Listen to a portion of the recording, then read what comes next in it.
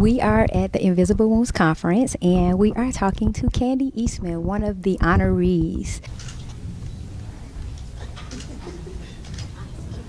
Miss Eastman, can you tell us a little bit about your invisible wounds and why they decided to honor you today?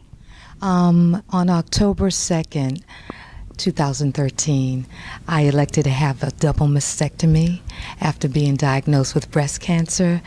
And I knew from the beginning that I would share my story because I wanted to share my story.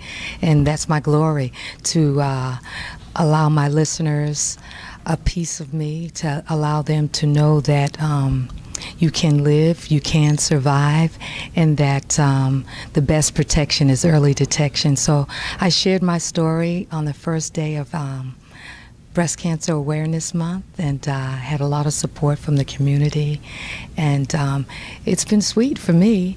The journey has been great. I enjoy sharing my story, enjoy encouraging other women to make sure they are tested and make sure they get their mammograms and just spread the word, because you can live with the results.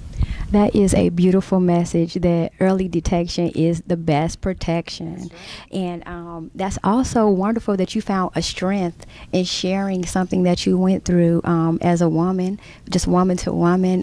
That's beautiful. That's beautiful. When you share, you never know who amongst you is going through the same thing. I had a co-worker 1 week after I was diagnosed, she was diagnosed. So we leaned on each other. The Radio 1 family was just absolutely magnificent. And I always say you never know what the person next to you is going through. So if you can smile, if you can share, because my co-workers actually, before I shared my story, they didn't really know what I was going through, but just a smile, just a kind word kept me going throughout the day until I made the announcement. And as women, do you find that that's typically what we do, is we internalize everything and we don't initially reach out for a sisterhood to kind of come back and support us? But it's beautiful that you recognize that and you put yourself out there to do that. Yes, yes, yes.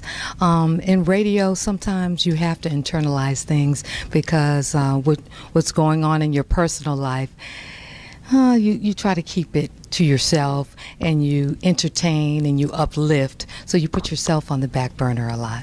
Did you think that once you actually shared it, it was almost like a breath, almost like a weight had been lifted, and you actually found support in that?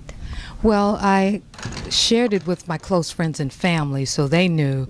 And after I did make the announcement, it was a relief, and all the calls and all the supports and the call.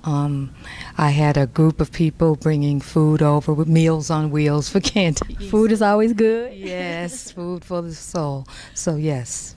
That is awesome. We are here at the Invisible Wounds Conference with Kandi Eastman, one of the honorees. Thank you so much, Miss Eastman. Thank you. When you believe, somehow you will.